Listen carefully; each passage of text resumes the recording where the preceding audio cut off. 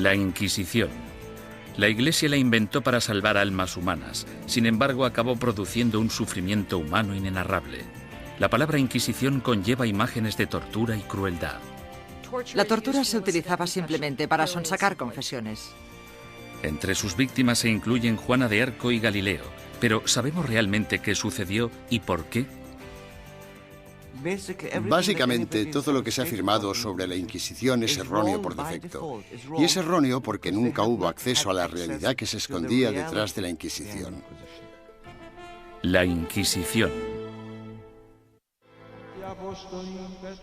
Ciudad del Vaticano, octubre de 1998. En una petición de examen de conciencia sin precedentes y en honor al año jubileo 2000, el Papa Juan Pablo II convoca a un tribunal especial de historiadores y académicos para celebrar un simposio sobre lo que él mismo denominó una fase tormentosa en la historia de la Iglesia, que hoy en día se conoce como la Inquisición. Para ayudar al tribunal en su investigación, el Papa anuncia la apertura pública de los archivos secretos de la Inquisición, unos archivos que habían estado fuera del alcance de los académicos durante casi 200 años. El pontífice, de 79 años de edad, se enfrenta así a una de las cuestiones más cruciales en su trayectoria. ¿Debería la Iglesia Católica pedir disculpas por los pecados cometidos durante la Inquisición?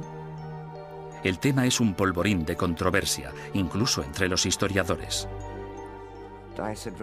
Yo creo firmemente que esta disculpa era innecesaria, porque la Iglesia no fue responsable de la mayoría de las persecuciones que hemos tenido en el pasado europeo. La Iglesia sí tiene alguna responsabilidad desde un punto de vista histórico. Fuera lo que fuere lo que la Inquisición hizo mal, no se puede decir que no fuera responsabilidad del papado. Todos los académicos deben afrontar una cuestión central y perturbadora. ¿Cómo pudo una institución como la Iglesia convertirse en el instrumento a través del cual se destruyeron miles de vidas humanas durante 6 siglos? La primera respuesta implica comprender que nunca hubo una única y todopoderosa Inquisición, sino más bien instituciones independientes en España, Portugal e Italia. Lo que compartían era un oscuro y perpetuo miedo, el miedo a la herejía religiosa.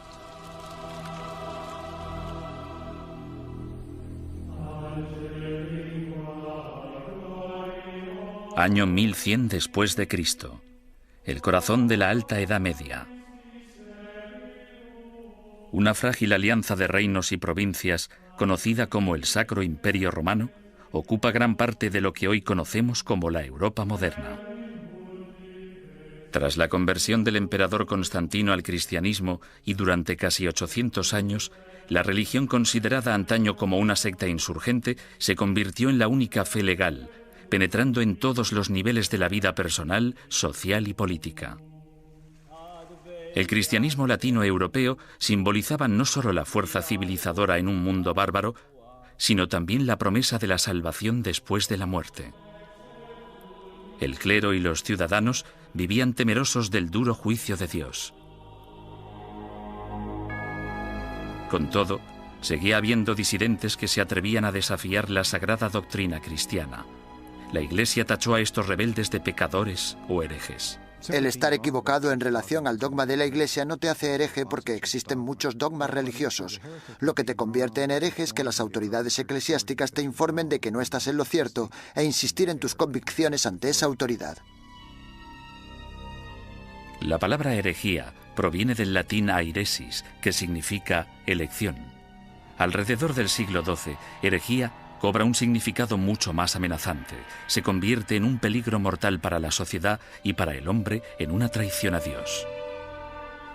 Según el derecho civil, los criminales acusados de traición serán castigados con la muerte y sus bienes serán confiscados. ¿Qué otro motivo es necesario para que aquellos que ofendieron a Jesús, Hijo del Señor, sean expulsados de la comunión cristiana y privados de sus bienes? Papa Inocencio III. A pesar de la posición inamovible de la Iglesia en considerar esto un delito, los grupos de pensamiento libre siguieron emergiendo e insistiendo en interpretar a Dios a su manera.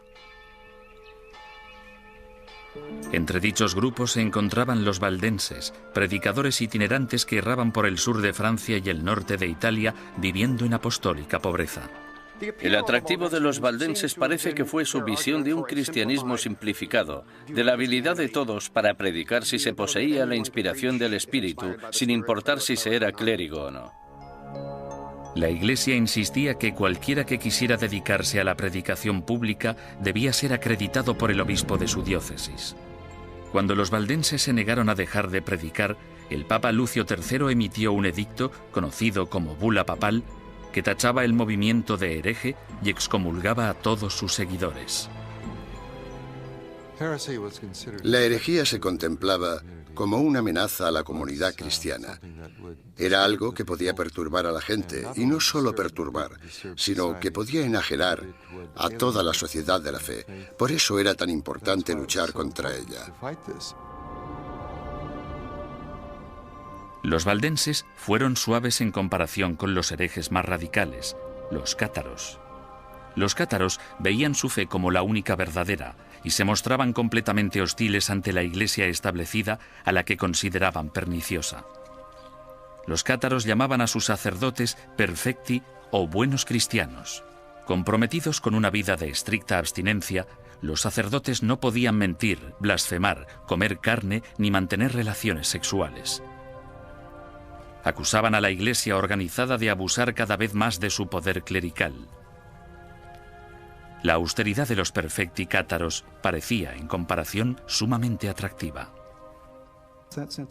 En ese sentido, era una vergüenza para la Iglesia que existiera un grupo capaz de vivir realmente de acuerdo con la fe de Cristo y sus apóstoles, mientras que los abogados y administradores de la Iglesia vivían como grandes príncipes. Alrededor del siglo XIII, Europa era un foco de herejía. Al sur de Francia floreció el catarismo. La tensión aumentó hasta que una conspiración cátara asesinó a un representante papal que predicaba en la región del Languedoc en el año 1208. Ultrajado, el Papa Inocencio III reclamó una nueva cruzada en contra de los herejes.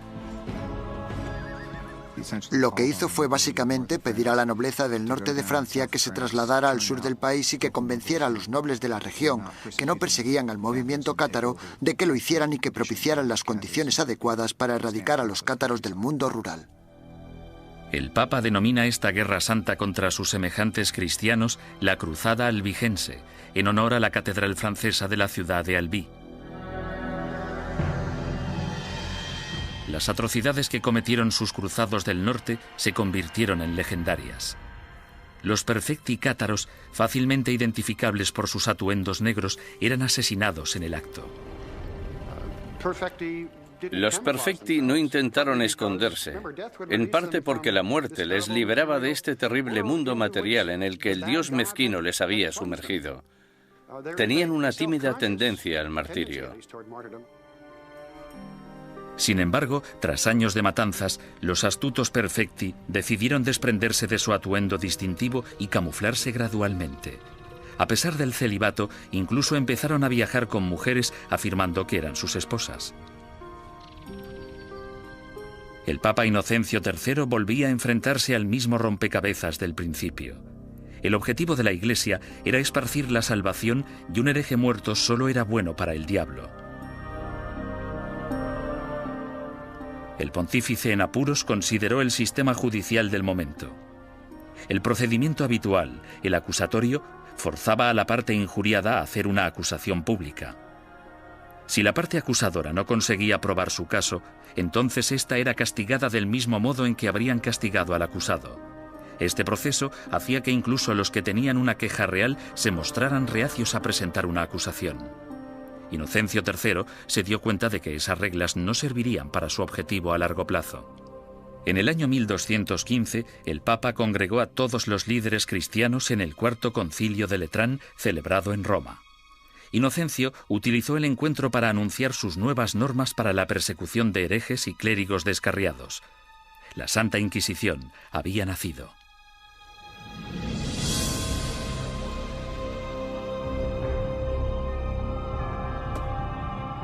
El sistema de la Inquisición suponía una innovación maravillosa y se asemejaba bastante al Tribunal Popular de nuestro sistema, que emite una causa probable y una acusación.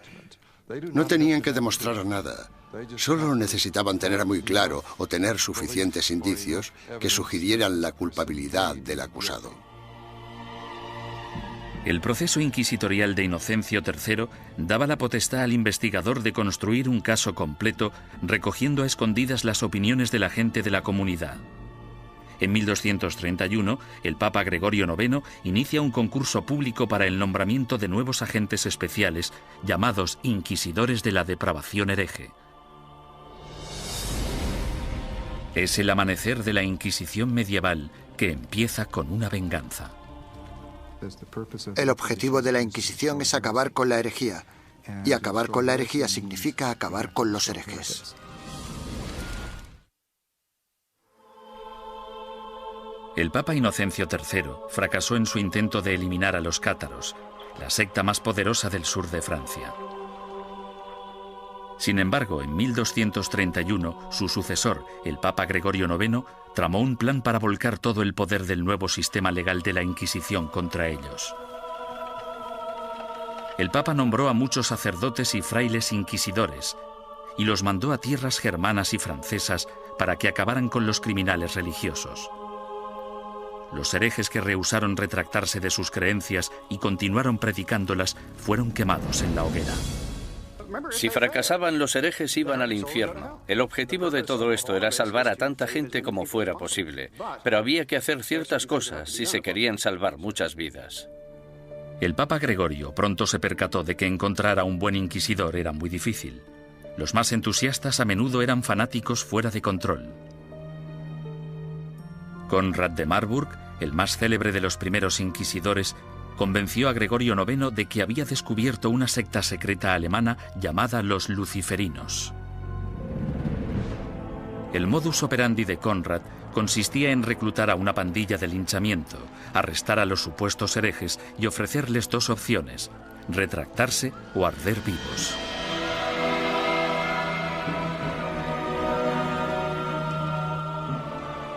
Los historiadores descubrirían más adelante que los luciferinos fueron pura ficción, una invención obsesiva que Conrad creó para impresionar al Papa.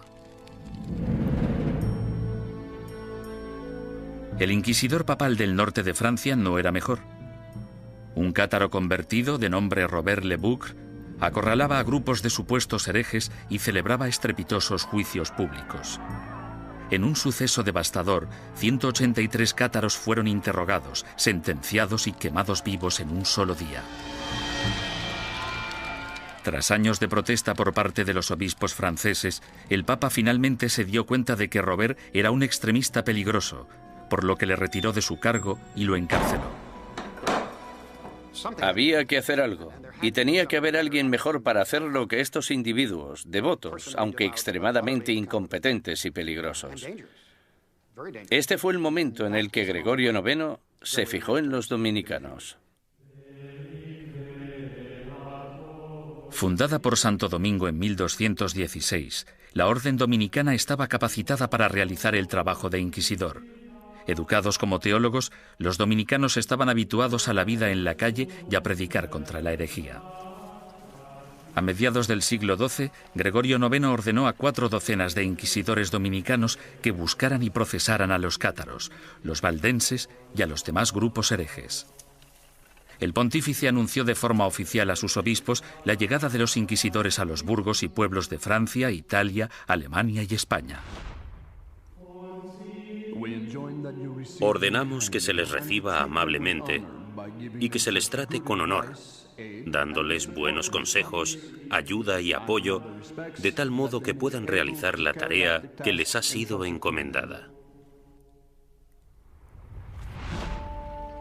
En esta carta, Gregorio IX pedía a sus obispos mucho más que simple hospitalidad. En su búsqueda de herejes, los inquisidores papales necesitaban confiar en información interna, rumores y otras habladurías recogidas gracias a una red informal de clérigos informadores que trabajaban como espías.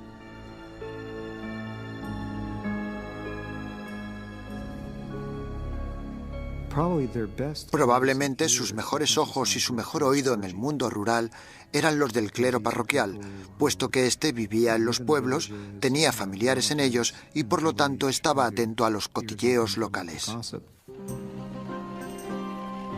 En sus incursiones a lo largo de la geografía, los inquisidores llegaban a un pueblo acompañados normalmente de un notario o escribiente para documentar el procedimiento o, en ocasiones, de un sirviente o un guardaespaldas. Entonces, el párroco reunía a los habitantes del pueblo para que escucharan al visitante predicar sobre los pecados y los peligros de la herejía. Una vez terminado el sermón, el inquisidor anunciaba un período de gracia durante el que cualquiera que hubiera cometido herejía podía confesar sus pecados a cambio de un trato clemente. Los que temían ser acusados o habían cometido herejía y tenían remordimientos de conciencia debían actuar durante el período de gracia, porque si lo confesaban después de dicho período, es decir, después de que se iniciara una investigación sobre ellos, la confesión no se consideraba tan sincera como si la hubieran hecho durante el período de gracia.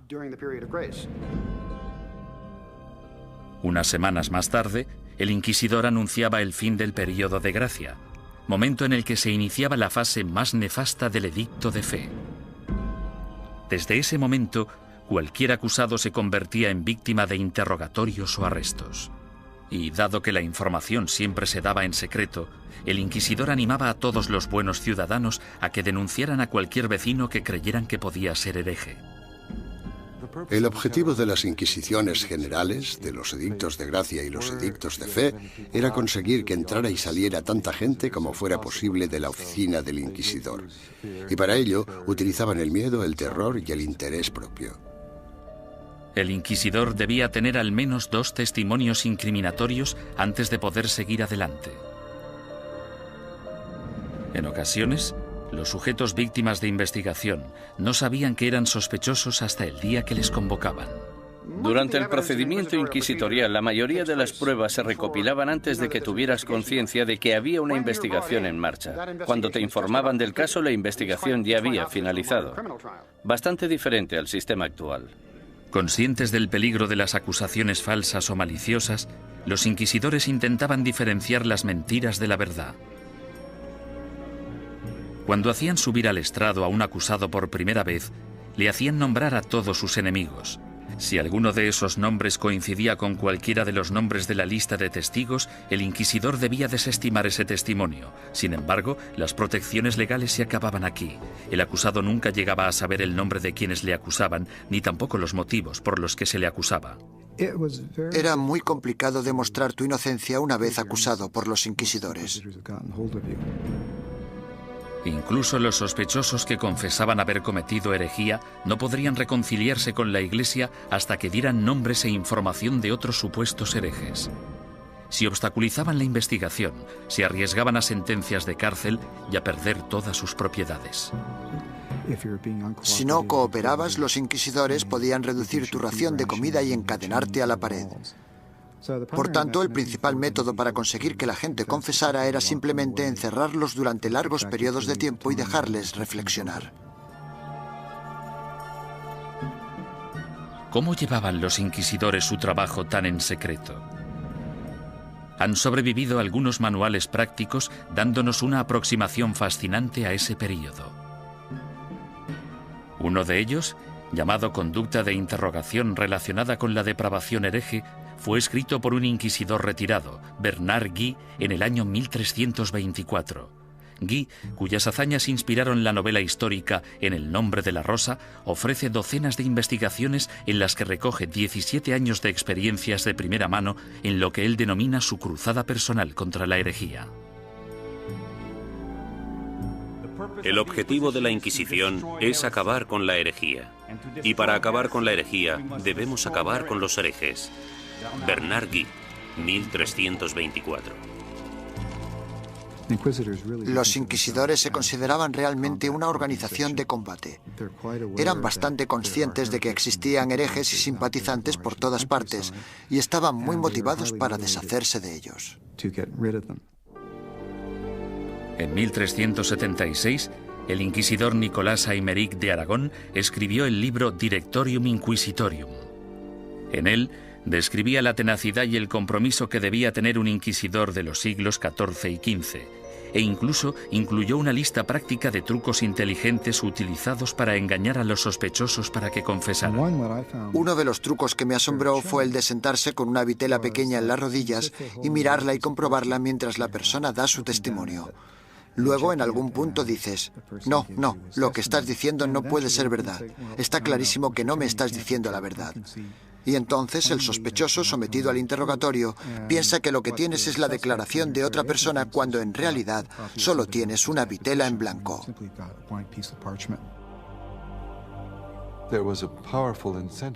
Los inquisidores estaban altamente motivados para llegar hasta la verdad como fuera. Y si era necesario, pisotear algunos derechos de los acusados, pues se hacía en nombre de la verdad.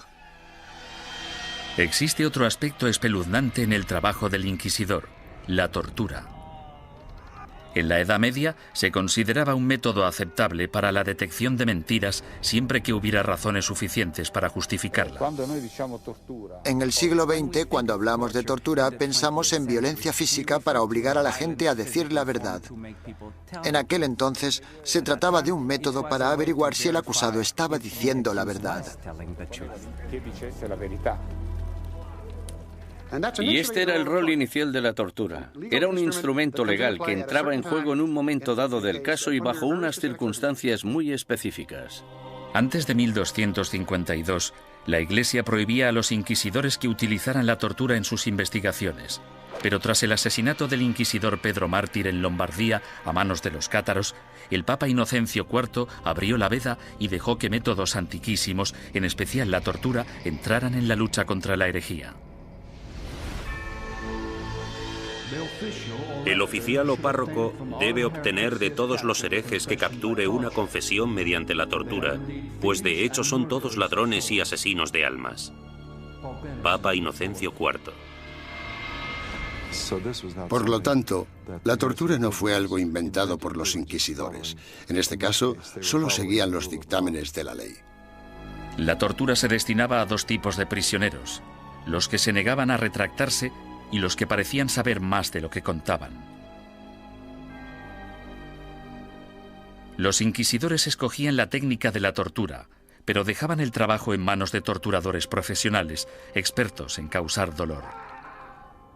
Para empezar, debían describir la tortura a la persona. Luego debían mostrar los instrumentos de la tortura al acusado. Y tras dar 3 o 4 pasos como estos, el acusado sufría alguno de esos métodos de tortura. Sin embargo, dicho acusado podía decir en cualquier momento: ya he tenido suficiente.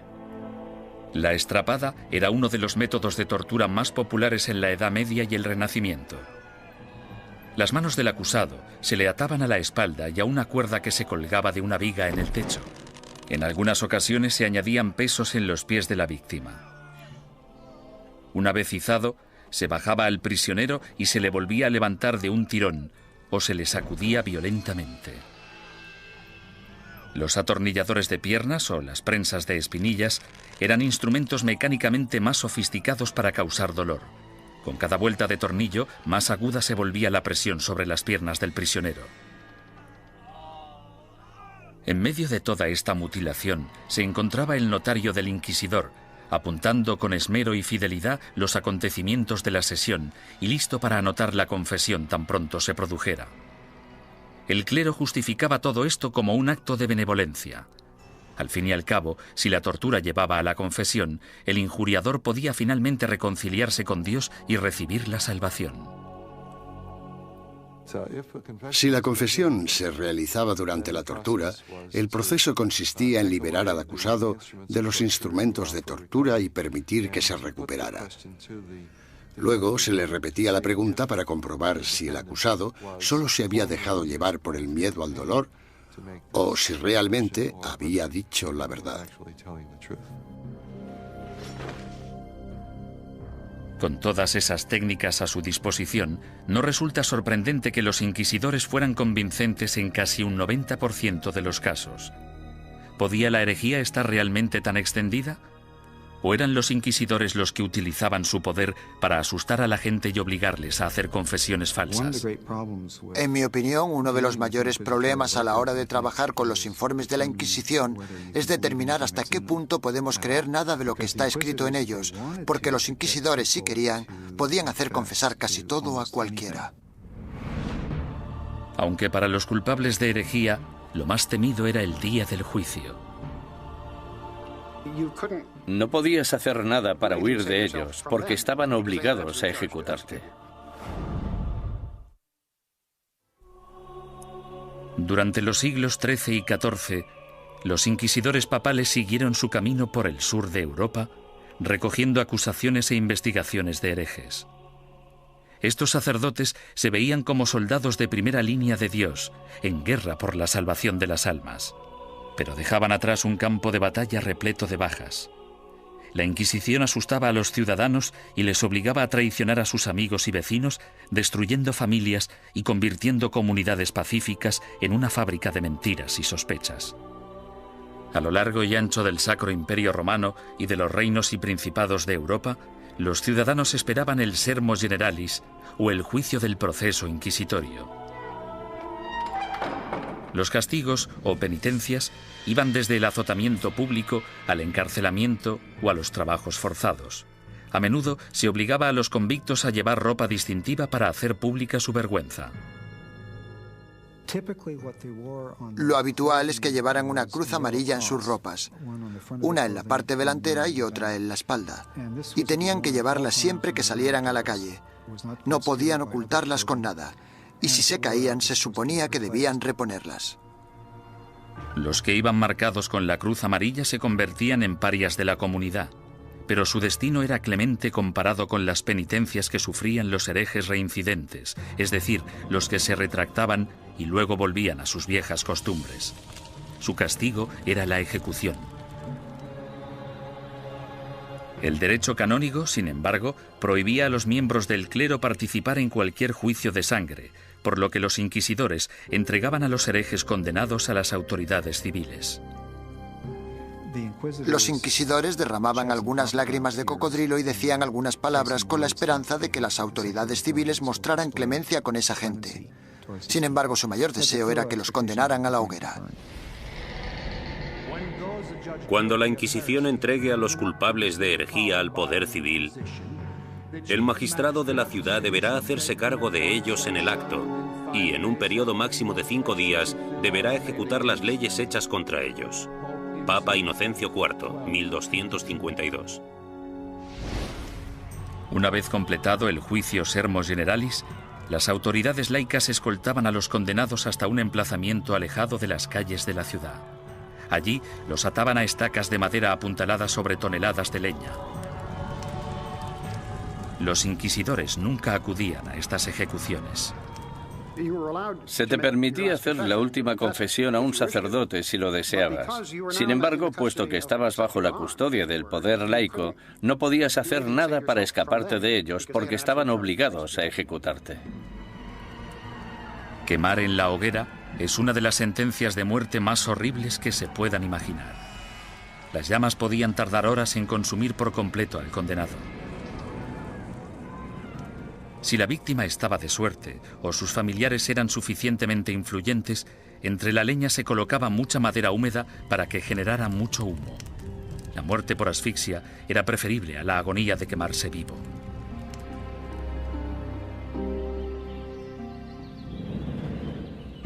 Ni siquiera la muerte podía liberarte de las garras de la Inquisición. En ocasiones, personas que habían muerto hacía años recibían acusaciones post-mortem y eran condenadas por herejía. Se saqueaban sus tumbas y se lanzaban sus restos a la hoguera. Desgraciadamente para la familia del fallecido, lo peor aún estaba por llegar.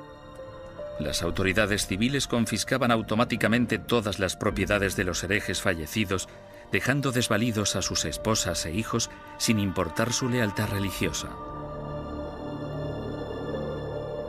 La mañana siguiente a una ejecución a menudo atraía a los coleccionistas de reliquias, basureros que acudían con sacos a barrer las cenizas en busca de piezas de cadáveres. En la mayoría de los casos, no se trataba ni de necrófagos ni de locos. Normalmente eran los que creían que aquellos que morían ejecutados eran mártires y merecían ser venerados. Mucha gente pensaba que los herejes eran buenos cristianos y los inquisidores gente malvada, por tanto podía darse un contraataque. El siglo XIV fue testigo del punto más álgido de la campaña de la Inquisición. Gracias a su inmenso poder, la Iglesia combatía la traición con la misma dureza incluso contra sus propios rangos.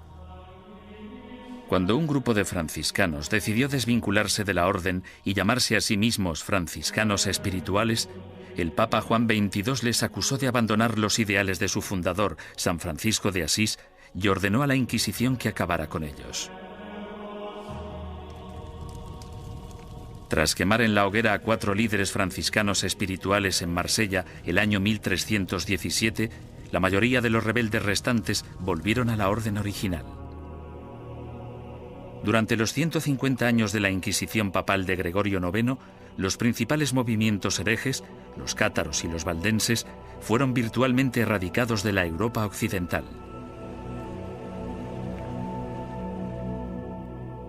Al reducirse el número de herejes, parecía que la Inquisición acabaría desapareciendo por completo.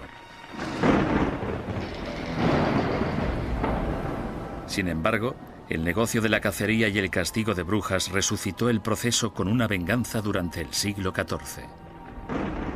Se consideraba herejía, puesto que se creía que para conseguir poderes el hechicero debía renunciar a Dios y a su bautismo. Es decir, que debía romper un contrato y rendir algún tipo de homenaje al diablo para poder conseguir esos poderes. El diablo nunca da nada a cambio de nada. La política corrompió los primeros casos de brujería.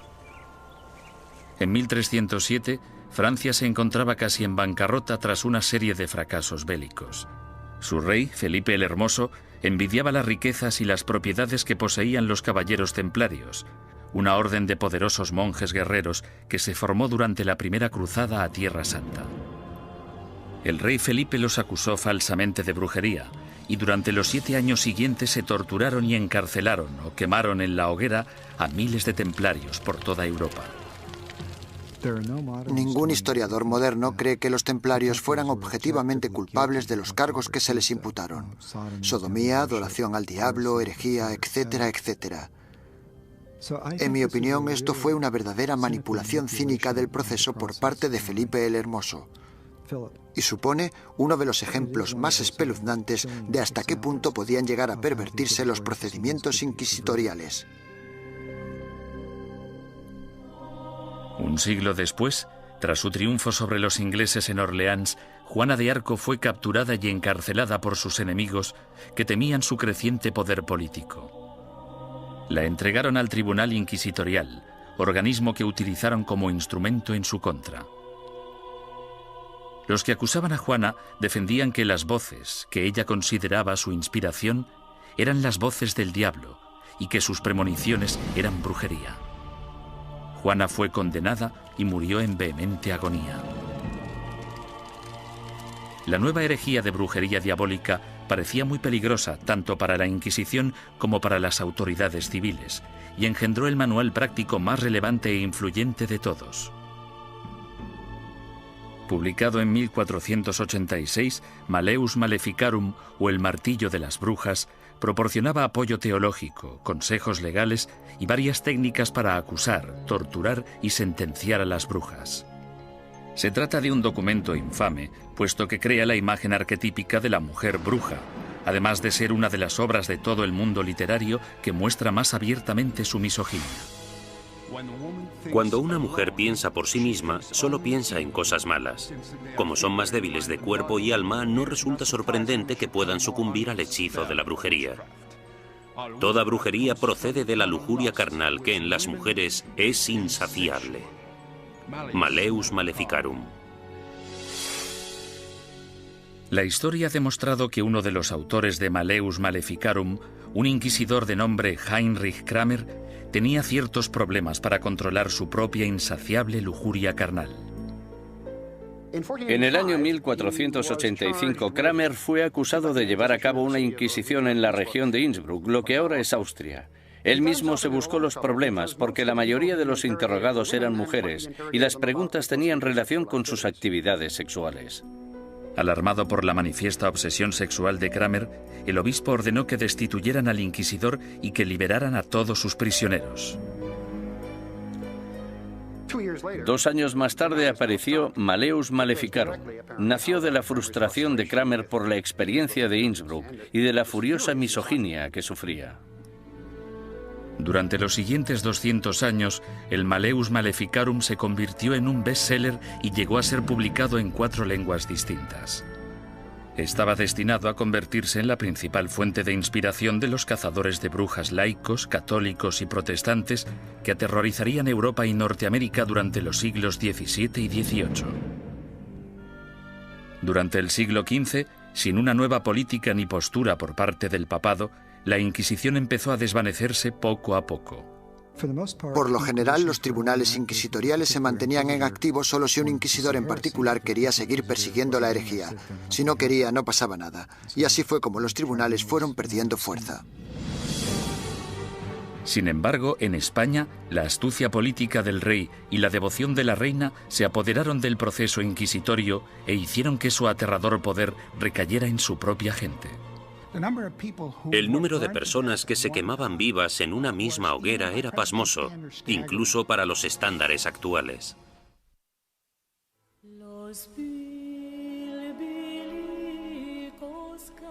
La situación de los judíos europeos durante el período medieval siempre fue desesperada.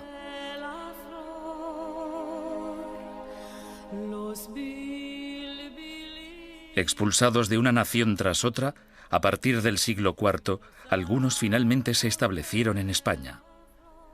Prosperaron viviendo y trabajando en relativa armonía tanto con musulmanes como con cristianos. Pero a finales del siglo XIV, una serie de problemas económicos y levantamientos sociales despertaron antiguos prejuicios. En las décadas de 1380 y 1390, amotinamientos en contra de los judíos provocaron el incendio de sinagogas y el asesinato de miles de judíos. La solución de las autoridades españolas fue expulsar del país a todos los judíos que no se convirtieran al cristianismo. Muchos decidieron marcharse, otros, sin embargo, hartos de una persecución sin fin, optaron por abandonar la religión de sus antepasados para poder quedarse en España. La conversión en masa de los judíos el año 1391 en España es casi única en la historia judía. En muy pocas ocasiones se había conseguido que tantos judíos se convirtieran al mismo tiempo junto con sus rabinos y sus riquezas. Esto redujo en gran número la población de judíos en España.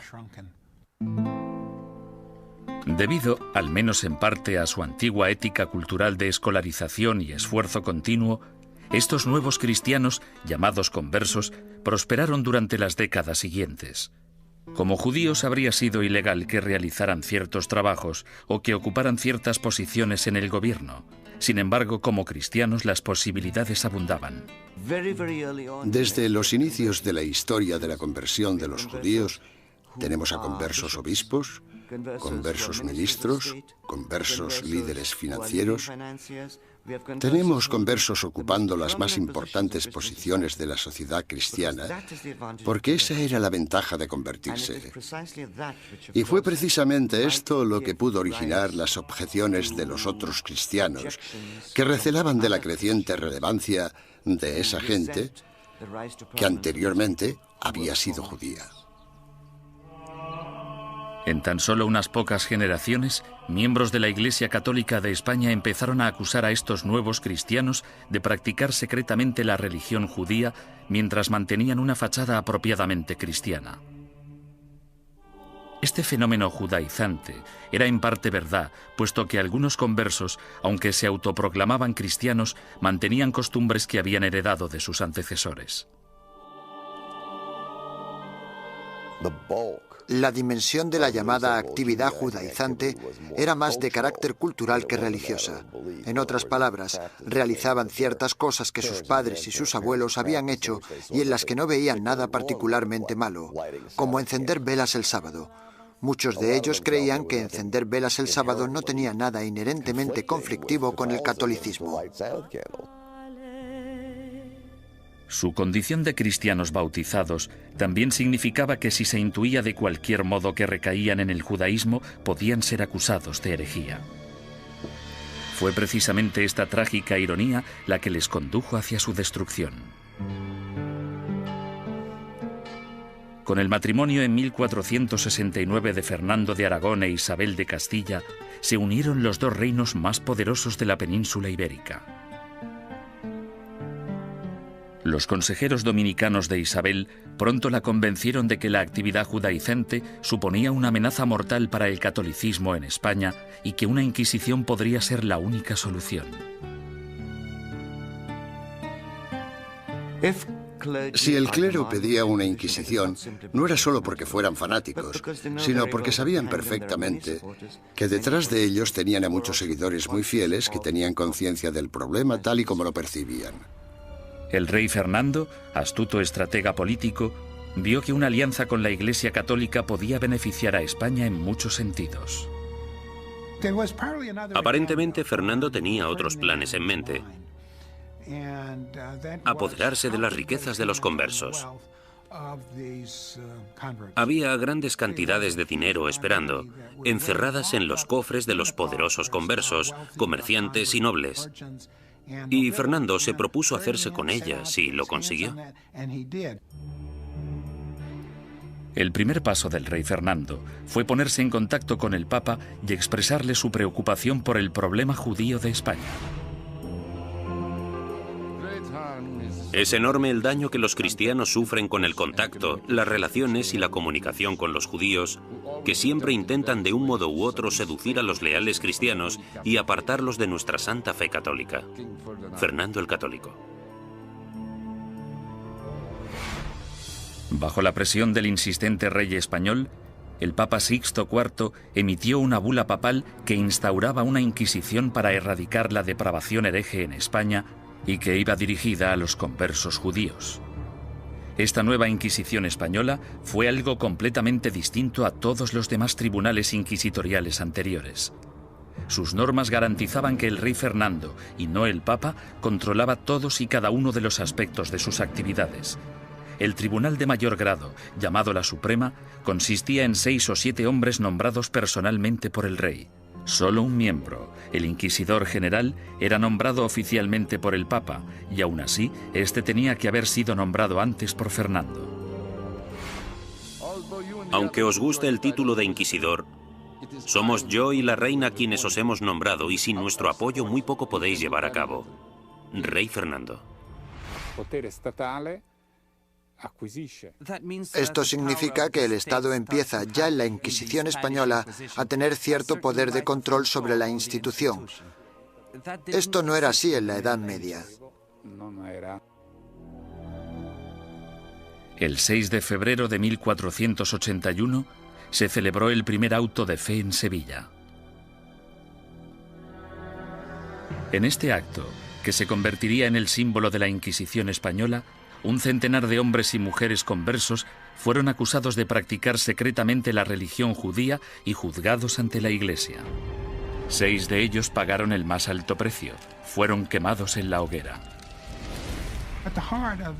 En mitad del auto siempre se celebraba una ceremonia.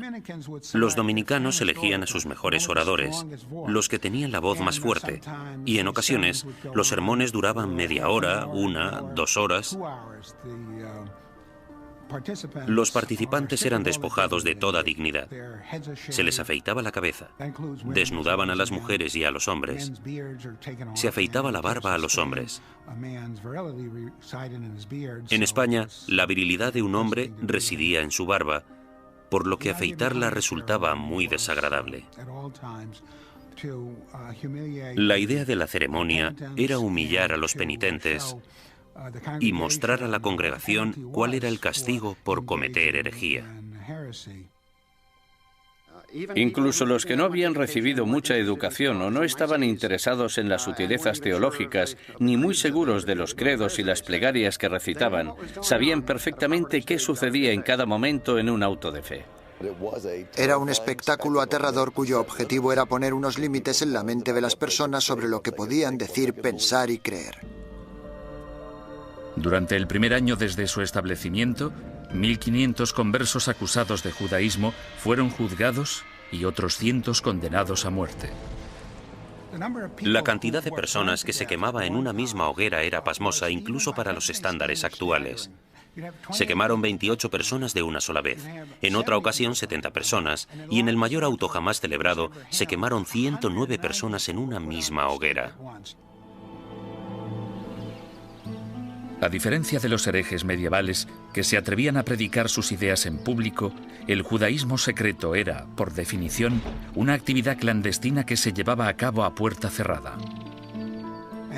Los vecinos podían decir que habían visto a un individuo leer un libro que probablemente era judío solo por el hecho de ver a alguien mirando un libro pequeño, que podría ser el libro de las horas.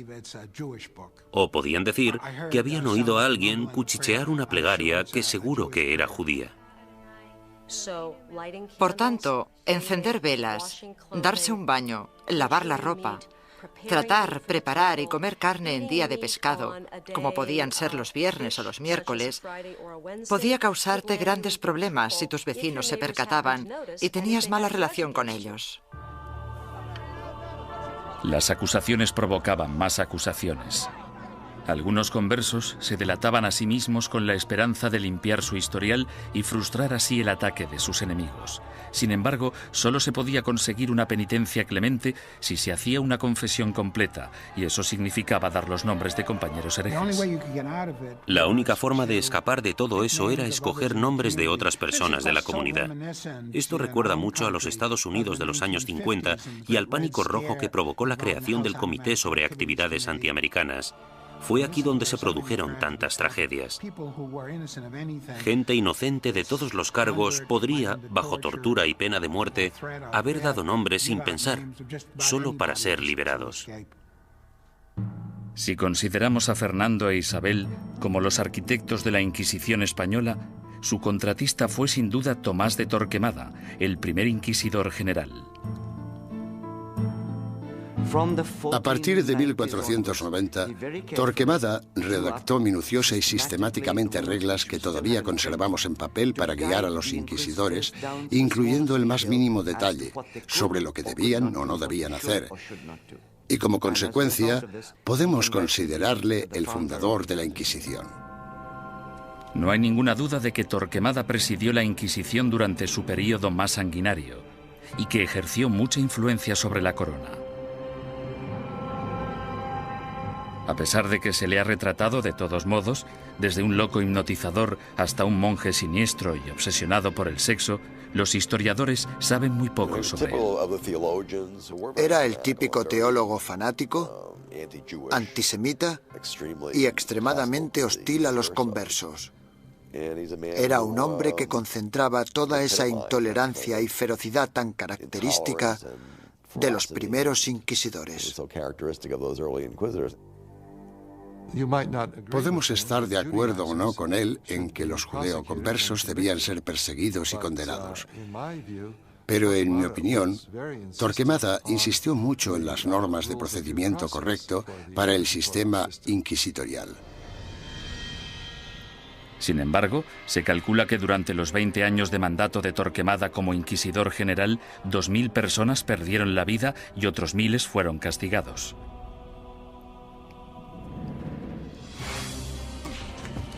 A ello se le sumó un alocado complot de asesinato que selló el destino de los judeoconversos españoles y aseguró el papel de la Inquisición en España durante los siguientes 200 años. Los judíos no ganaban nada convirtiéndose. La situación social no cambió en ningún sentido. Solo podía empeorar para la gente de origen judío. 5 años después de su nacimiento, la Inquisición se encontraba en plena forma, ganándose a pulso su temible reputación. Los conversos españoles, los judíos convertidos al catolicismo, no podían acudir a ningún lado en busca de justicia. Tanto la Iglesia como las autoridades civiles seguían la misma lógica aplastante. Todos los conversos que rehuían la Inquisición eran, por defecto, culpables. Todos los que daban el paso y se delataban a sí mismos eran, puesto que lo admitían, culpables.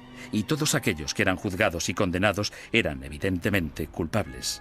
Los procedimientos interinos del Tribunal de la Inquisición se mantenían en privado y los informes se protegían cuidadosamente, incluso de la corona. Cuando la Inquisición española arrestaba a alguien, esa persona simplemente desaparecía en la cárcel hasta que la Inquisición acababa con ella. Los familiares y amigos quedaban a la espera, llenos de preocupación y sin poder ayudar. Los españoles convirtieron este hecho en un verdadero fetiche, el secreto. Me refiero a que este era uno de sus principios fundamentales, la creencia de que el prestigio de la institución dependía en gran medida de la capacidad de mantener intacto el secretismo. Para los acusados, la naturaleza surrealista y casi arbitraria del proceso generaba terror. No existía ningún juicio. Eran más bien audiencias tras las que el prisionero volvía a su celda. Después de todo el sufrimiento, que podía prolongarse durante semanas o meses, el acusado podía no llegar a saber los crímenes de que se le acusaba. Se le exigía constantemente, a veces bajo amenazas de muerte, que confesara. El acusado tenía que inventar explicaciones sin saber la naturaleza de la denuncia que se había interpuesto contra él. Y esto, a menudo, llevaba al encarcelamiento masivo de prisioneros que se negaban a confesar, porque creían que no tenían nada que confesar, y probablemente tenían razón. El 15 de septiembre de 1485, algunos conversos furiosos decidieron tomarse la justicia por su mano. Como inquisidor, Pedro Arbués se arrodilló delante del altar de la Catedral de Zaragoza. 8 asesinos le atacaron con cuchillos.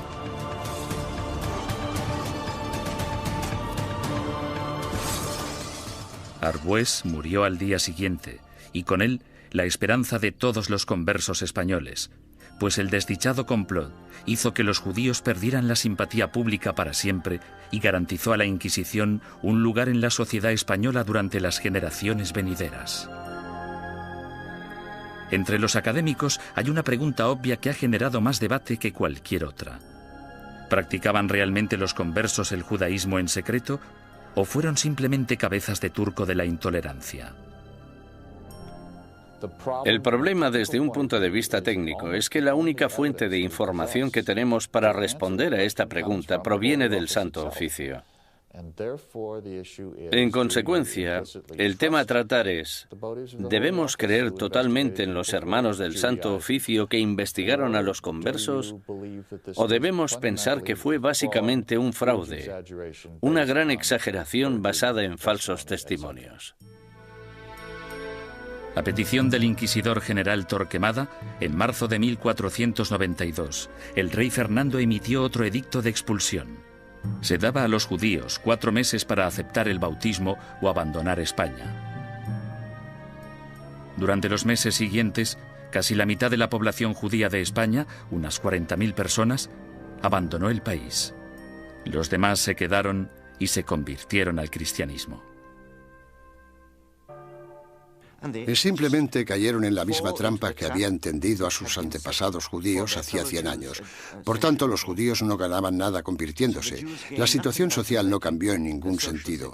Solo podía ir a peor para la gente de origen judío. No lloréis a vuestra partida, pues vosotros tenéis que beber vuestra propia muerte de un sorbo, mientras que nosotros tenemos que quedar atrás, entre esta gente malvada, recibiendo la muerte de ellos cada día. Juan de León, judío español converso. En 1499, la orden de expulsión se amplía para incluir a todos los musulmanes no convertidos de España.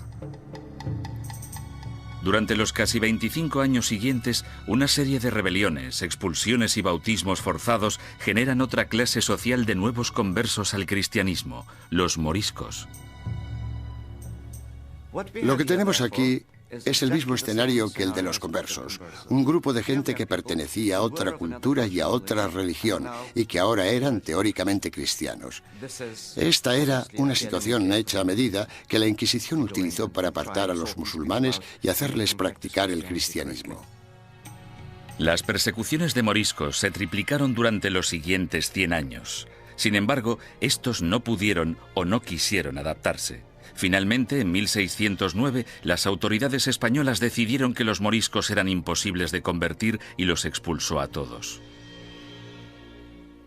El odio por la Inquisición española era tan intenso entre los musulmanes como entre los judíos.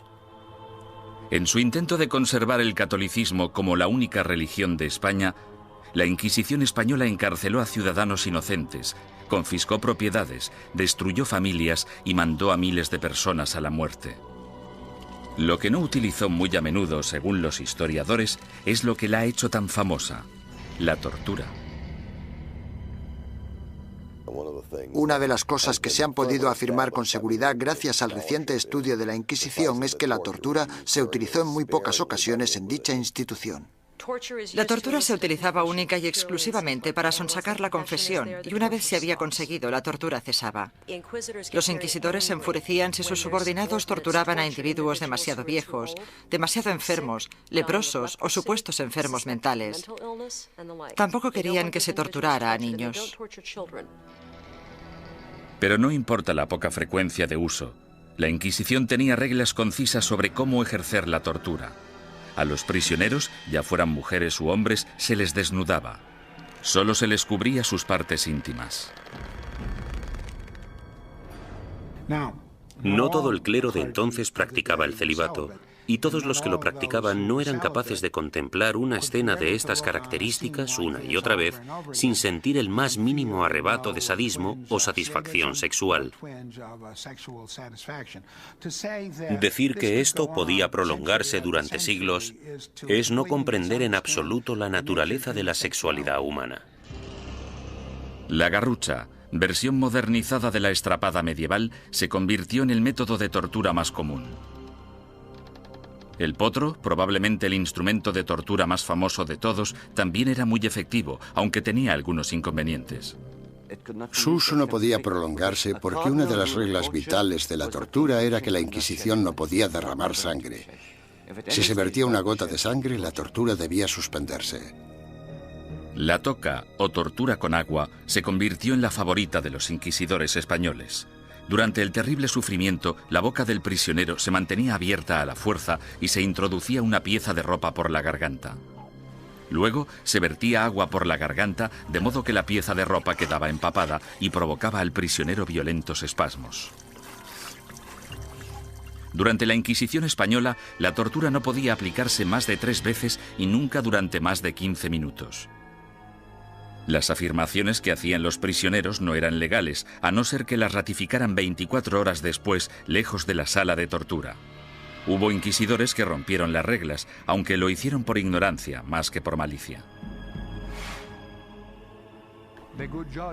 El buen juez debe hacer caso omiso de los gritos, lloros, suspiros, temblores o del dolor del acusado. Y toda tortura debe realizarse con tal cuidado que el acusado no se vuelva loco, ni quede herido, lesionado ni indebidamente angustiado. J. Damunder, testigo ocular de las torturas. Se les pedía que siguieran las normas del libro, eso era todo. Yo no he encontrado, sinceramente, demasiados indicios de que se rompieran dichas normas. Me refiero a que tal vez estaban más dispuestos a seguir los procedimientos que los policías de hoy en día. La Inquisición española realizó algunas innovaciones en el área del castigo. La cruz amarilla que llevaban los herejes medievales en sus vestimentas evolucionó hasta un atuendo llamado San Benito. Estas ropas debían vestirse en el juicio conocido como el auto de fe o acto de fe, y luego por encima de la ropa de calle mientras durara la penitencia. La gente que iba por la calle era objetivo de todo tipo de comentarios sarcásticos. Los niños les tiraban piedras, todo esto hacía muy difícil poder ganarse la vida. Ni tan siquiera la muerte liberaba al hereje de la vergüenza. El hábito con el que se enterraba al difunto se colgaba en la parroquia del lugar para recordar a todo el mundo en la ciudad que esa persona y su familia estaban relacionados con la herejía. Muerte y humillación no eran los únicos escollos de la Inquisición. Uno de sus castigos más temidos era convertirse en esclavo en las galeras españolas. Se cree que este castigo fue invención del mismísimo rey Fernando. No tenía nada que ver con la religión, la herejía ni cualquier otra cosa. Pero el rey Fernando se percató de que mucha de esta gente estaba siendo castigada con penas del todo inútiles y pensó, buena idea, ¿por qué no utilizamos a esta gente? Porque yo necesito remeros en mis barcos. Después de la muerte, ser enviado a las galeras era el castigo de la Inquisición española más temido. No puedo imaginarme nada peor que ser esclavo en las galeras. Yo casi preferiría que me quemaran. Al menos acabaría rápido. Durante la expulsión del año 1492, miles de judíos cruzaron la frontera con Portugal, engrosando allí la población judía y reanimando viejas tensiones raciales.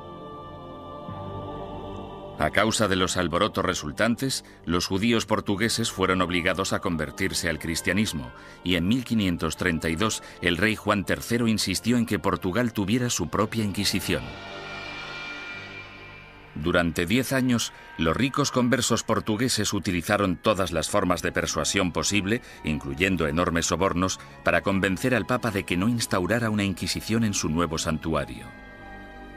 Muchos conversos españoles se fueron a Portugal y de hecho pronto superaron en número a la comunidad portuguesa. Dichos conversos creían que en Portugal estarían a salvo hasta que, evidentemente, los portugueses instauraron su propia Inquisición y todo cambió. La Inquisición portuguesa se puso a trabajar de inmediato con los sospechosos de siempre. Entre 1547 y 1580 se celebraron 34 autos de fe en Portugal con casi 2.000 penitentes y 169 ejecuciones. Las persecuciones fueron tan letales que los conversos, la mayoría de los cuales apenas habían emigrado a Portugal desde España, decidieron volver a su tierra natal y enfrentarse a lo que parecía el mal menor de las dos malvadas instituciones.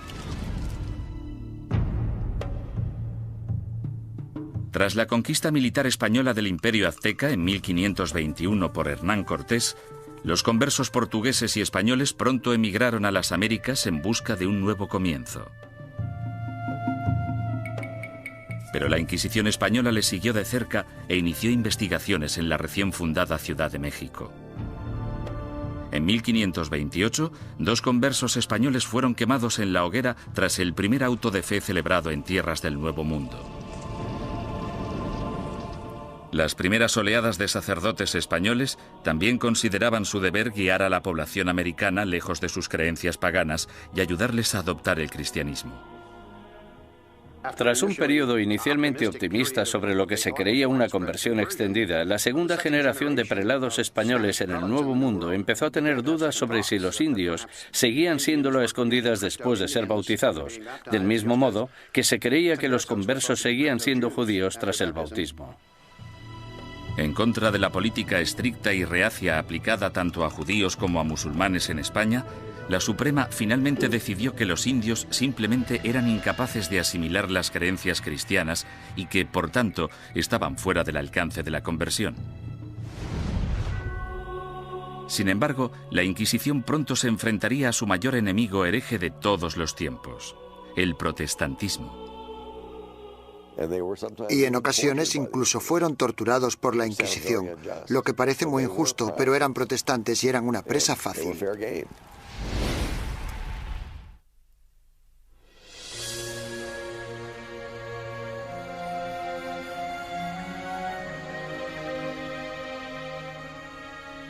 Al mismo tiempo que las inquisiciones española y portuguesa remataban su azote contra los musulmanes y los judíos herejes, otra amenaza apareció en escena. En 1517, un sacerdote alemán llamado Martín Lutero dejó su famoso tratado, las 95 tesis, a las puertas de la iglesia de Wittenberg. Se trataba de un ataque acerbo a la Iglesia católica. ¿No es cierto que bajo el vasto cielo no existe nada más corrupto, más pestilente y más odioso que la corte de Roma? La que una vez tuvo las llaves del cielo, ahora es una especie de boca abierta hacia el infierno. Martín Lutero. La carismática protesta de Lutero evolucionó hasta convertirse en una auténtica revolución religiosa. El movimiento de la Reforma sacudió a toda Europa. Alrededor del año 1550, las coronas de Dinamarca, Noruega, Suecia y Finlandia ya se habían acogido a la nueva religión llamada protestantismo. El Papa estaba furioso. La forma en la que se contemplaba desde Estados Unidos la amenaza soviética de los años 50 y 60 sería muy parecida a la forma en la que Roma en aquel entonces contemplaba la amenaza protestante. Con sus ajetreados puertos y su extensa red europea de comercio, era solo cuestión de tiempo que las ideas protestantes empezaran a viajar hacia la España católica. En 1577, dos grupos independientes de adinerados protestantes convertidos fueron descubiertos y arrestados en Sevilla y en Valladolid. Estos arrestos de finales de 1550 fueron terribles para la administración inquisitorial y para el gobierno real, puesto que muchos de los sospechosos ocupaban altos cargos en la burocracia gubernamental. El descubrimiento de dos organizaciones protestantes en dos de las mayores ciudades de España causó oleadas de pánico por todo el país católico. El rey español Carlos V, que había dedicado los últimos 30 años a la lucha contra el protestantismo en Alemania, exigió una purga rápida y despiadada. Su aliado en Roma, el Papa Pablo IV, volcó todo el poder de la Iglesia en el ataque contra el protestantismo y emitió una bula papal sin precedentes en la que permitía a la Santa Oficina Española ejecutar a los ofensores que cometían un crimen por primera vez e incluso a los que se arrepentían. Según mis conocimientos, esta es la única vez en toda la historia de las Inquisiciones española, romana o portuguesa en que los acusados, que por primera vez admitían estar arrepentidos de sus errores doctrinales, eran igualmente condenados a muerte. La fiebre del antiprotestantismo llegó a todas las grandes ciudades de España. Fueron quemados en la hoguera sacerdotes, monjas, soldados ingleses e incluso 3 niños que murieron junto con sus madres. En poco más de 3 años, tras el descubrimiento de protestantes en España, el protestantismo se había eliminado por completo. Nunca reaparecieron. España se caracteriza por no tener protestantes. El sangriento ataque a los protestantes entre los años 1559 y 1562 también marcó el punto más álgido de la ceremonia del auto de fe en términos de asistencia, pomposidad y pura teatralidad. Anticipándose a los juicios de cientos de protestantes herejes, el inquisidor general Fernando Valdés se propuso deliberadamente modernizar el auto de fe de forma grandilocuente. Los costes aumentaron astronómicamente. Llevaron al tribunal inquisitorial a la bancarrota, de modo que tuvieron que ir reduciendo miembros y empezaron a amontonar prisioneros para poder conseguir un auto realmente bueno y tener suficiente gente para quemar en las ceremonias. España eliminó sistemáticamente a todos los protestantes. Sin embargo, los inquisidores permanecieron alerta ante cualquier amenaza hereje del exterior. A lo largo del siglo XVI, los viajeros protestantes que venían a España, incluso dignatarios extranjeros, cayeron en las despiadadas garras de la Inquisición. La Inquisición arrestó a marineros y comerciantes extranjeros. En ocasiones incluso llegó a torturarlos, lo que es muy injusto, pero eran protestantes y eran una presa fácil. Mientras que España parecía haber triunfado ante el protestantismo, no pudo hacer nada ante los efectos de otra de las invenciones alemanas, la imprenta. Hacia finales del siglo XVI, libros y panfletos escritos por víctimas de la Inquisición española avivaron el negocio de forma importante. Los líderes protestantes, que aspiraban a poner el mundo en contra de la España católica, explotaron estos horribles relatos de tortura, encarcelamientos y muerte. Las cuerdas, que eran de tamaño pequeño, se ataban a los huesos del prisionero atravesándole la carne y haciendo que la sangre borboteara por 8 puntos diferentes al mismo tiempo. Mientras el prisionero se resistía a hacer cualquier confesión respecto a lo que los inquisidores le preguntaban, tiraban de las cuerdas de esta manera 4 veces sucesivas. John Foxe, El libro de los mártires. La mala publicidad de la Inquisición no era el único escándalo al que se enfrentaba la Iglesia católica. En 1542, Roma fue sacudida por la noticia de que Bernardino de Ochino, el líder de la admirablemente austera y piadosa orden católica de los capuchinos, había abandonado Italia para unirse al protestantismo. La deserción de Ochino, una de las figuras relevantes más admiradas en la Iglesia, finalmente incitó al Papa a tomar una decisión. La respuesta del papado a este tipo de escándalos fue la creación de lo que se esperaba que fuera un método más eficaz de rastreo de herejes para detenerlos antes de que se convirtieran en una amenaza o en causa de bochorno. El 4 de julio, el Papa Pablo III ordenó el establecimiento de una Inquisición romana, la primera Inquisición en suelo italiano en más de 200 años. Una comisión de 6 cardenales dirigiría el Santo Oficio, aunque a diferencia de la versión española, dirigida por la corona, el poder de la Inquisición romana estaba única y exclusivamente en manos del Papa. Independientemente de lo que hiciera mal la Inquisición, no se puede decir que no fuera un error del papado. Durante el siglo XVI, la Inquisición romana gozó de gran prestigio y poder político. Los papas Pablo IV y Pío V subieron al poder tras servir a la Iglesia como inquisidores. A pesar de sus sangrientos mandatos, en términos de número de protestantes ejecutados, estudios recientes muestran que la Inquisición romana fue pionera en reformas judiciales que serían las predecesoras del sistema legal actual. Los prisioneros de la Inquisición romana podían disponer de un abogado e incluso reunir testigos que testificaran a su favor. 300 años antes de que se inventara la figura del abogado de oficio, la Inquisición romana ya proporcionaba abogados gratuitos a los indigentes acusados. Como mínimo, la Inquisición escuchaba o pretendía escuchar las explicaciones del acusado de un modo que los demás sistemas judiciales no contemplaban.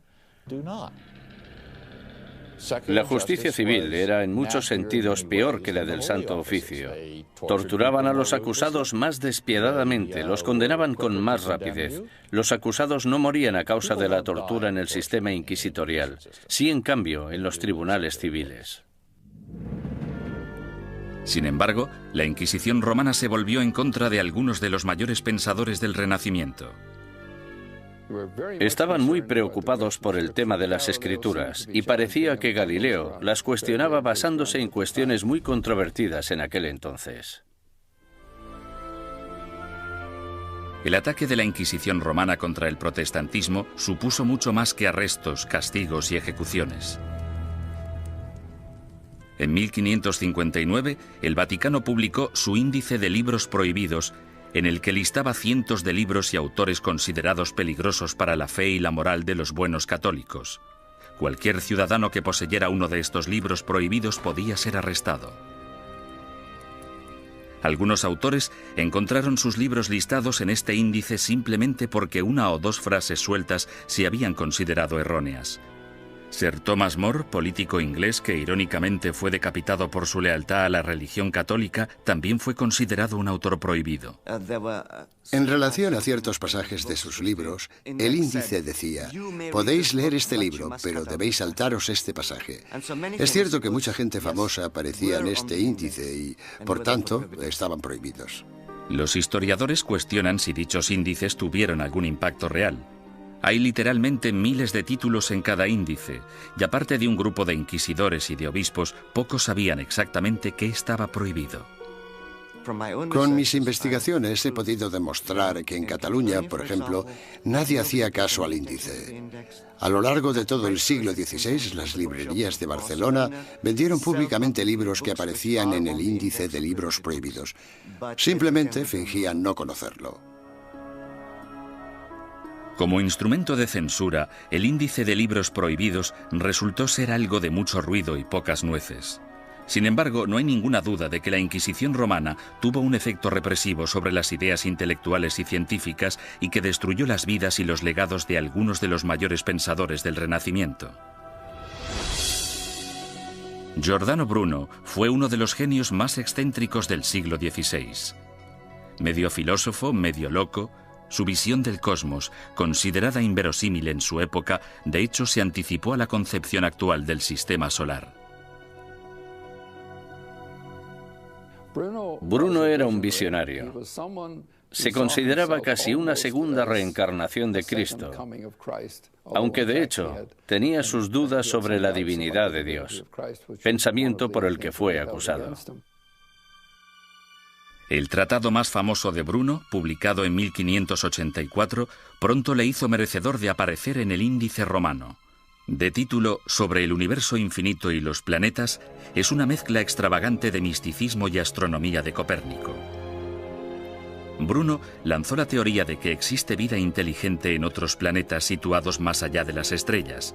Enseñaba que la unificación de todas las religiones, incluidas el Islam y el judaísmo, era la única salvación de la humanidad.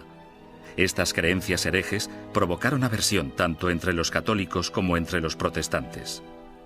En un periodo de tensión religiosa, las personas como Bruno representaban una amenaza enorme porque en realidad parecían desechar casi todos los pilares básicos del cristianismo. Durante 15 años, Bruno evitó cautelosamente la Inquisición romana, manteniéndose alejado de Italia. Sin embargo, en 1591, un rico mecenas le convenció para viajar hasta Venecia y una vez allí le traicionó denunciándole ante el Santo Oficio. El encarcelamiento y el juicio de Bruno duraron 7 años, durante los que el tribunal romano llegó prácticamente a implorarle que abandonara sus creencias herejes. Él se negó. Habría sido como repudiar toda su vida. En mi opinión, para un hombre como Bruno, que estaba completamente convencido de sus propios poderes, habría sido casi imposible actuar de otro modo. Tal vez vuestro miedo a juzgarme sea mayor que mi miedo a ser juzgado. Giordano Bruno. La obstinación de Bruno enfureció tanto al Papa Clemente VIII que él mismo le condenó a muerte. El 8 de febrero de 1600, Bruno fue conducido al campo dei Fiori, en pleno corazón de Roma, y fue quemado vivo. En la actualidad, una estatua en su honor, erigida en el año 1829, marca el lugar de los hechos. Otro intelectual renacentista, Galileo Galilei, también desató la ira de la Inquisición. Cuando construyó el primero de sus famosos telescopios en el año 1609, Galileo ya era un físico y profesor de matemáticas de fama mundial. En 1613 publicó 2 libros más, Mensajero Celestial y Manchas Solares, en los que defendía la teoría de Copérnico, según la cual la Tierra no solo gira sobre sí misma, sino que además da una vuelta anual alrededor del Sol.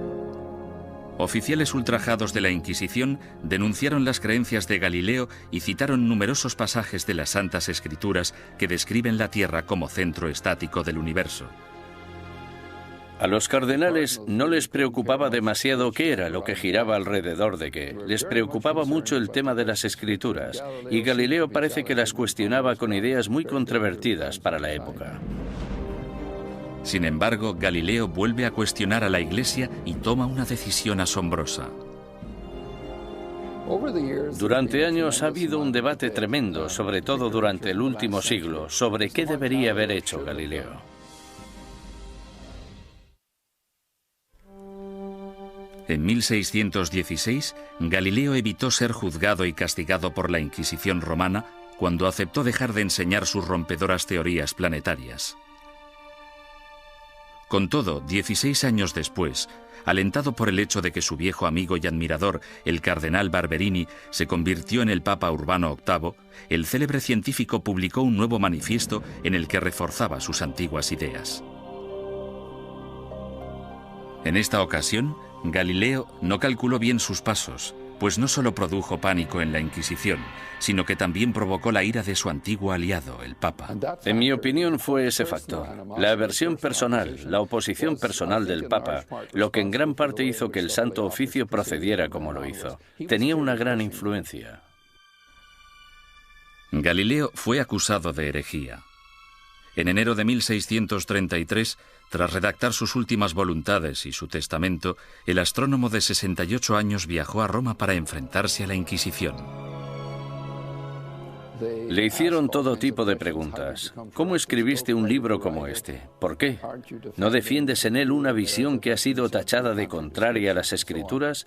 Galileo siguió manteniendo su inocencia, lo que probablemente no fue una buena estrategia dadas las circunstancias del juicio. Tras 3 meses de interrogatorio por parte de la Inquisición, en los que le amenazaron con torturarle, llegaron a un acuerdo. A cambio de retirar las acusaciones más graves, Galileo admitiría haber cometido un error y se declararía culpable de la ofensa menor que suponía haber defendido públicamente el copernicismo. El 21 de junio de 1632, en una ceremonia pública celebrada en Roma, pronunciaron la sentencia de Galileo y éste se retractó de sus creencias científicas. Con un corazón honesto y una fe sincera, yo renuncio, maldigo y repudio los errores y las herejías mencionadas. Galileo Galilei. Durante años ha habido un debate tremendo, sobre todo durante el último siglo, sobre qué debería haber hecho Galileo. Es importante recordar que si se hubiera negado a renunciar, si no hubiera aceptado la oferta, si hubiera dicho no, sigo creyendo en el sistema de Copérnico, podrían haberle ejecutado. Es bastante sencillo decir 200 años después no. Tendría que haber tenido coraje y haberlos desafiado y haberse dejado quemar en la hoguera. Después de haberse retractado, el Papa sentenció a Galileo a un castigo sin precedentes, volver a Venecia y permanecer bajo arresto domiciliario por el resto de su vida. El viejo científico murió silenciosamente 9 años después, a los 77 años. La leyenda afirma, sin embargo, que justo después de pronunciar su promesa forzada, Galileo susurró a un amigo: La Tierra se mueve a pesar de todo. En 1992, el Papa Juan Pablo II anunció oficialmente que la Iglesia se equivocó en 1633 al acusar al padre de la ciencia moderna de hereje. Es una lástima que no le escucharan, que no hubiera ningún teólogo en aquel momento capaz de entenderle. El error fue de los que juzgaron a Galileo.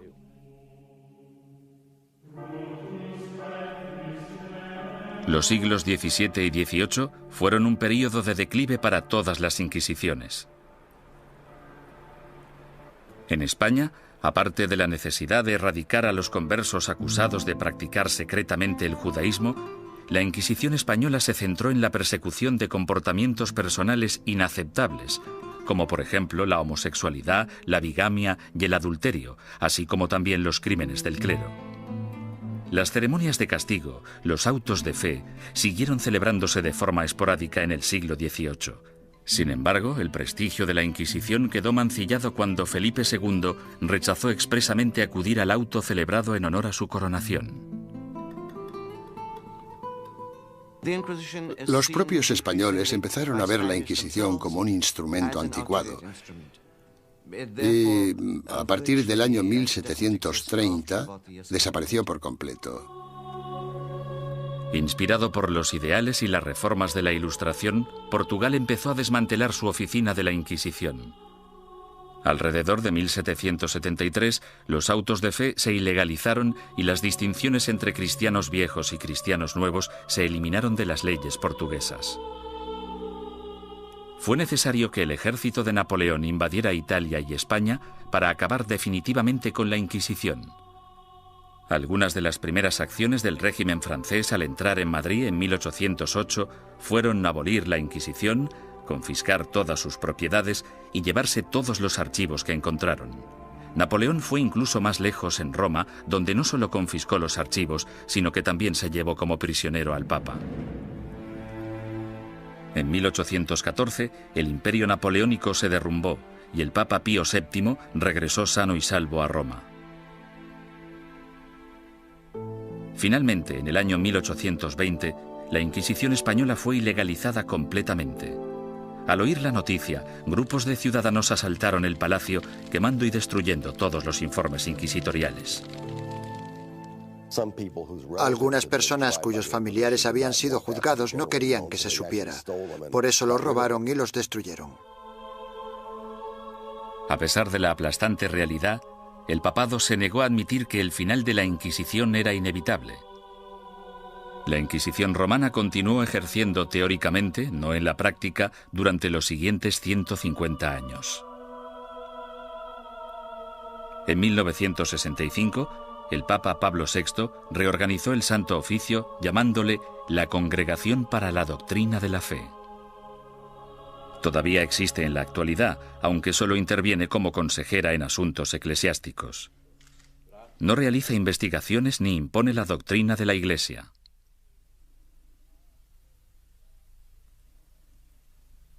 Desde la caída definitiva de la Inquisición, son incontables los mitos y testimonios inexactos que han surgido sobre su objetivo y sus prácticas.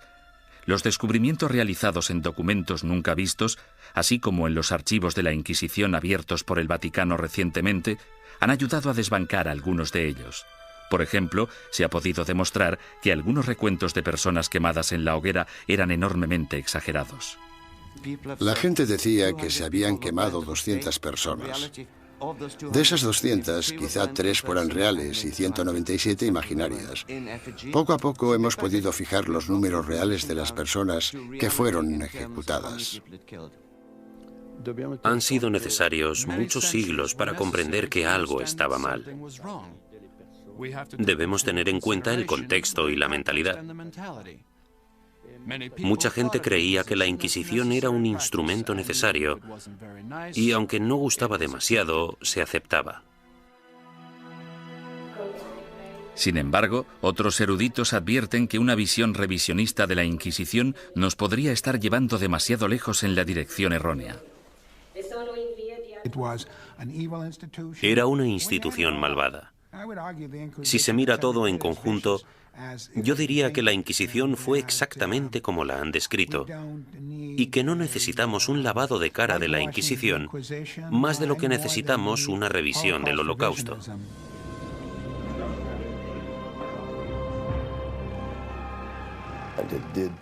Torturó a gente, impuso fuertes castigos, quemó a personas. Había teólogos fanáticos en las Inquisiciones, había antisemitas en las Inquisiciones. Todo esto es innegable. Hay un hecho que la historia no puede negar. A pesar de que la Inquisición se concibió para el bien de la humanidad, acabó causando un dolor y un sufrimiento humano inenarrables.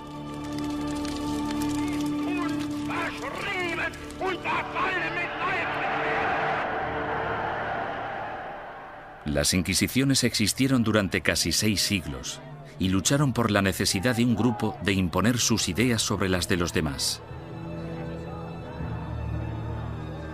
Esa necesidad sigue existiendo en la actualidad.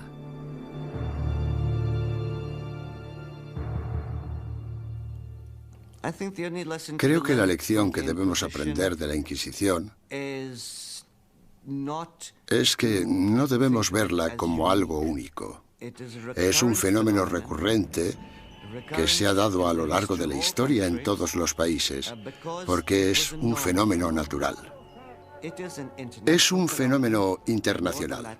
Es más, es innato en la condición humana utilizar las inquisiciones como método de imposición de nuestras preferencias culturales. El peligro siempre está al acecho. Cuando una sociedad se ve amenazada, sin importar si esa sociedad es una sociedad religiosa como la Iglesia Católica del siglo XVI o una nación-estado del siglo XX, cuando se desafía a una sociedad, el resultado más común es una respuesta violenta que a menudo no está reglada por la ley.